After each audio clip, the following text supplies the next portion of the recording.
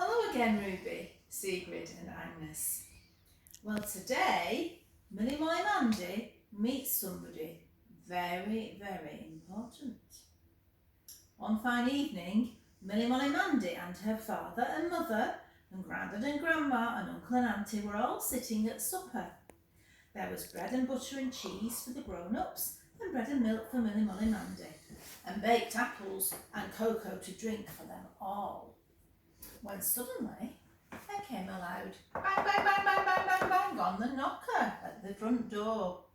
"Run, Millie Molly Mandy," said Mother. "That sounds like the postman."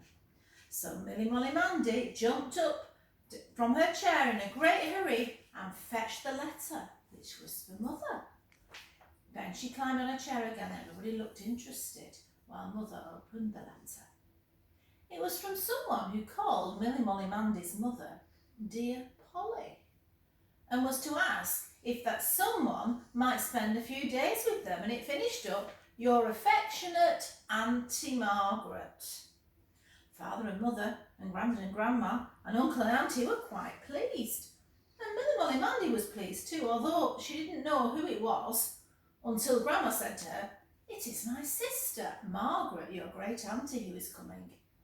Then Millie Molly Mandy was very interested indeed because she'd never met Grandma's sister. "Is she my great auntie and your sister too?" she asked Grandma.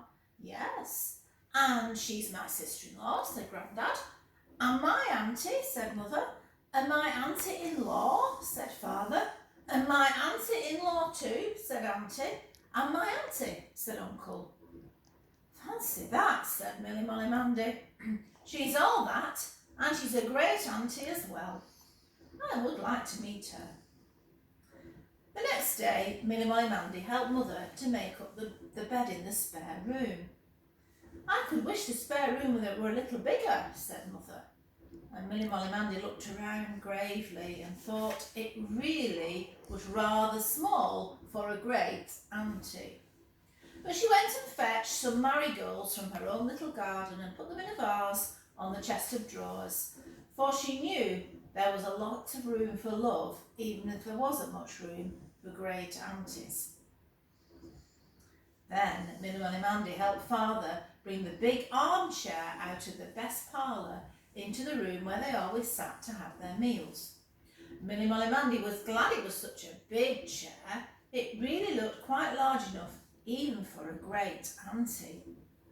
Then Mother cooked some big fruit cakes, some little seed cakes, some sponge cakes, and a whole lot of other things.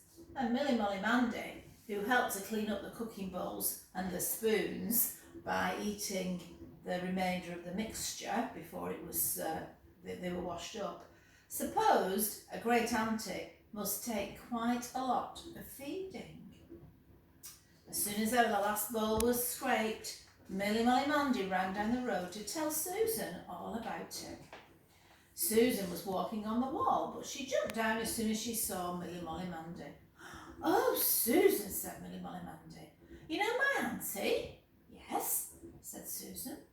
"Well," said Millie Molly Mandy, "she's just a usual auntie, but I've got a great auntie coming to stay with us soon." Susan, being her best friend, was just as interested as Millie Molly Mandy wanted her to be. And it was soon settled that the next morning she should come and play in Millie Molly Mandy's garden so that she might see Great Aunt Margaret for herself. Then Millie Molly Mandy ran back home to dinner. After dinner, Mother and Grandma and Auntie and Millie Molly Mandy hurried through the washing up and tidied the cottage, while Father put the pony in the trap. And then they changed their dresses while Father drove to the station. The trap, in case you're wondering, is like a little carriage that fixes into the pony and the pony pulls it along and they ride on it. Then Millie Molly Mandy, in her clean frock, kept running to the gate to see if the pony trap were in sight yet. Finally it was. And Millie Molly Mandy was so excited that she raced into the cottage and jumped up and down, and then she ran out to the gate again and opened it wide. The pony trotted up to the gate and stopped, and Father got out first. And then he took down Great Auntie Margaret's great basket, and then he helped down Great Auntie Margaret herself. And what do you think Great Auntie Margaret was like? Well, she was a little white-haired lady in a black bonnet and a dress spotted with little flowers. And she had a kind little face with pink cheeks. And you may not be able to see her, but she is there. Can we see that? Can you see it, Rhonda? Yeah. That is Great Auntie Margaret. Anyway, Mandy was very surprised. It was all she could do to mind her manners and not stare.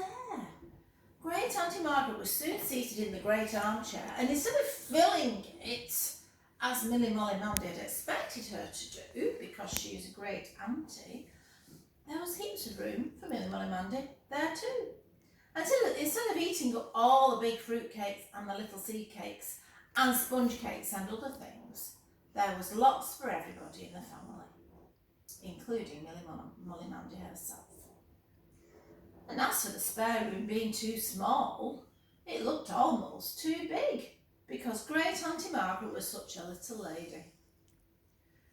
When Great Auntie Margaret saw the flowers on her chest of drawers, she said gently, "Why, Millicent Margaret Amanda, I believe this is your doing. Thank you, my dearie."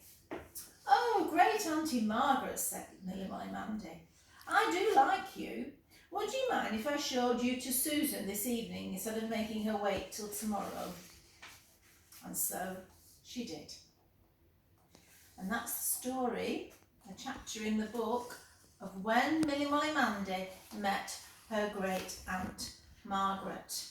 And if you remember, you've got a great auntie as well. You've probably got more than one, but one of them's called Linda, Great Auntie Linda. And she sends her love to you all. She can't come and visit you like Milly Molly Mandy's Great Auntie Margaret visited her, but she sends you her love all the way from England. Grandma will read you to you again another day. Bye-bye. Is that all right?